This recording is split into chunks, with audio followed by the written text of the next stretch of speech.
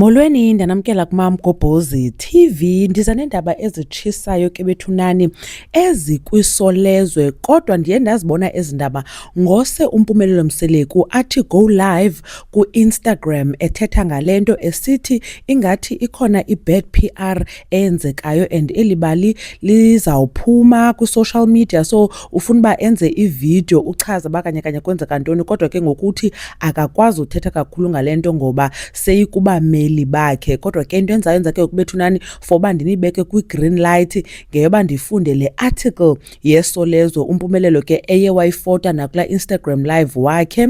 Now le article ke ithi amaphoyisa agasele emzini wendodana kaMseleku ngamacala abucayi. Guys, nandixolela ke sana ngofunda kwam isiZulu ndizasibhutsharisha ngoba kaloku ndingumXhosa, kodwa ke nawuzama uba okuba ni-understande uba ndithini. Ithi ke article, indida amaphoyisa egasela emzini wendodana kaMusa Mseleku wodumo lwethando nesithembu kanjalo nezingane zesithembu ngamacala abucayi.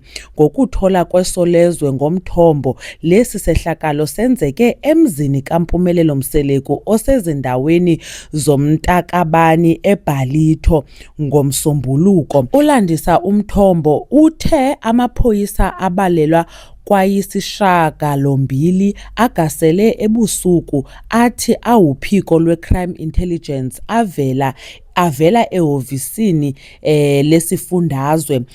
Athe azopequlula umuzi ngamacala okukhona kuwo elokushushumbisa kwabantu, izidakamizwa, ukushintshisana ngemali okungekho emthethweni kanjalo nezibhamu ezingekho emthethweni.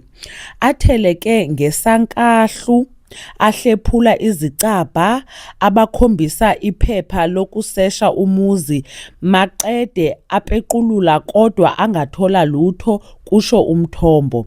Uveze ukuthi kuthe sekulandelelwa kwatholakala ukuthi akulona iqiniso ukuthi amaphoyisa alolu phiko njengoba ebesho. Uthe kunalokho kuvele ukuthi amabili awo asebenza esiteshini samaphoyisa saseMhlali. Kwavela nokuthi laba abanye bekungonogada benkampani ethize kungesiwo amaphoyisa.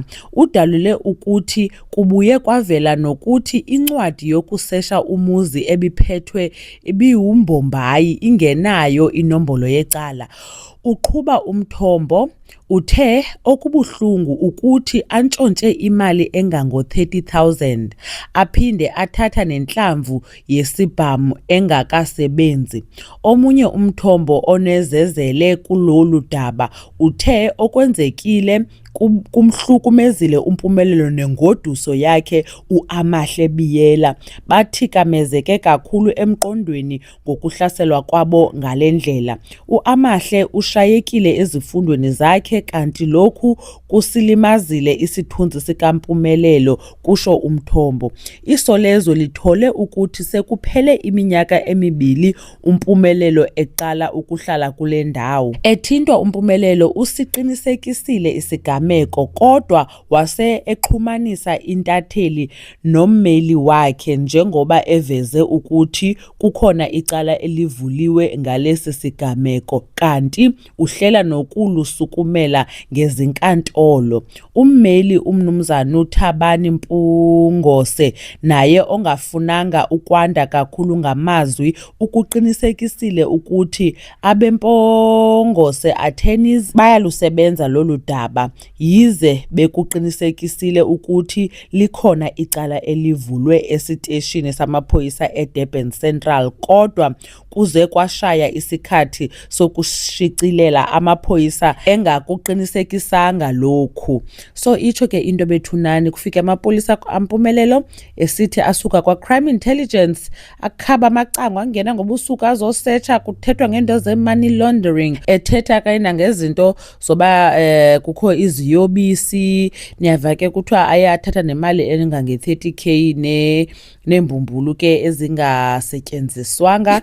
Kuninzi okwenzekayo. uMpumelelo kaloku besikhe sava naleyo yoba kukho icase yoba edubule umntu kowabo eMzumbe caba waye wangena phaa nakuleyo ke zangaphawule I guess ke kuba nayo isezandleni zamapolisa namagqwetha yonke laa nto. So nje baphinda kuvela le into ebekunye noAmahle ke bethunani njengoba nisiva and uAmahle noba ke uyabhala ngoba siyazi uba uyafunda so kuthiwa uphazamisekile kakhulu ezifundweni zakhe. Khanikhe nitsho ke nake bethunani banicinga ntoni ngayo yonke le nto. uMamGobhozi uyanibona kwividiyo elandelayo.